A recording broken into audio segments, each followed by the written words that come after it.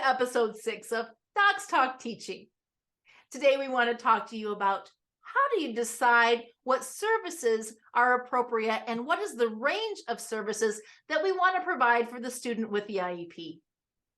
Now I want to paint that picture for you again about sitting at the table with the gen ed teacher, the special ed teacher, the parent, the special education administrator, the student, maybe the paraeducator, and any other related service providers. And we really want to ask that question of where should the student receive the services so that they are provided a free and appropriate public education in the least restrictive environment. Pam? Thank you, Peggy. That was a great question. What kind of programs and services are appropriate? Before we dive into programs and services, I want to make sure that you first consider the least restrictive environment. So when you think about the questions, does the student's performance match his general education peers?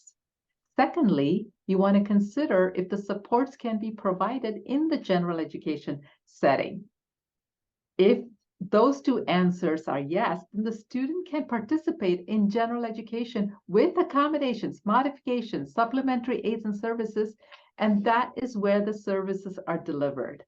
But we might have some students who may need specialized instruction. So you want to ask, does the student require specialized instruction to advance appropriately towards attaining their annual goals? In this case, the student and the team has to decide the type and frequency of the program with LRE in mind. In all my years of teaching special education, I was always told, bring a draft IEP. And in that draft IEP, if I had pre-selected the range of services and the amount of minutes that the services would be provided and written that in, I actually could have ended up in due process hearing, because parents have to be involved in the decision-making of when those services are going to be provided, what the frequency is going to be, and where the setting would be in order to provide a free and appropriate public education in the least restrictive environment. So although I still support the idea of bringing that draft because someone needs to have thought about it ahead of time, we need to make sure that everybody at that table is a part of that legal document, or what we call the IEP, to make sure that the team is planning those services. In determining those services, we need to look back at the PLAFT, the present level of academic achievement and functional performance, and also give consideration to the goals that have been written. So if there are services in math that are written in, we need to determine that in order to implement that IEP, that we have to have a space for those math services to be provided. So for example, if a student shows an area of need in the PLAFT and in the goals in math, then we have to determine where is the least restrictive environment for those math services. Least restrictive environment. Well, that's where this can get a little picky. Let me explain.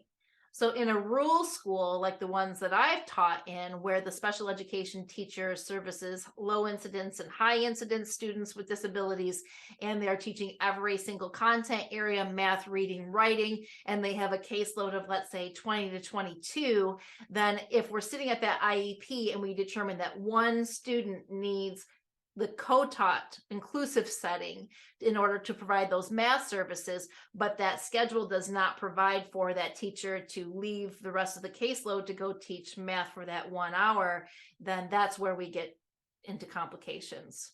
So we need that director of special education who's in charge of both the money and probably the schedule to be able to make that determination of what is appropriate for the school district based off of staffing. And in our current shortage of special education teachers, this can even get even more complicated. Now, I'm not saying that this is what is right, because under IDEA, we need to provide the free and appropriate public education in the least restrictive environment. But what I am saying is that there are realities of what can be provided in schools. Thank you, Peggy. That brings us to our next part, pickles and ham, because what you shared reminded me of Florence County And what happened there where the school did not provide appropriate services? You want to talk about that? Sure. All right. There was this case, Florence County versus Carter. Now, the Carter family had a daughter with an IEP, and she needed math services. But Florence County Public School decided that they did not have the appropriate setting in order to provide the services that the parent wanted. So the Carter family decided to get math services outside of the school setting, and the court ruled that Florence County had to reimburse the parent for those services. So what I was previously saying about the least restrictive environment and free and appropriate public education in that IEP and that service not being able to be provided, it can get pretty tricky when the parent ends up in a court of law. Pam? Thank you, Peggy. That just reiterated the importance of providing that free, appropriate public education. In spite of whether or not we have the appropriate programs and services or the money, we still have to follow the law. Thanks, Pam. Well, that wraps up episode 6 of Docs Talk Teaching. We hope that you learned something new. We'll see you next time.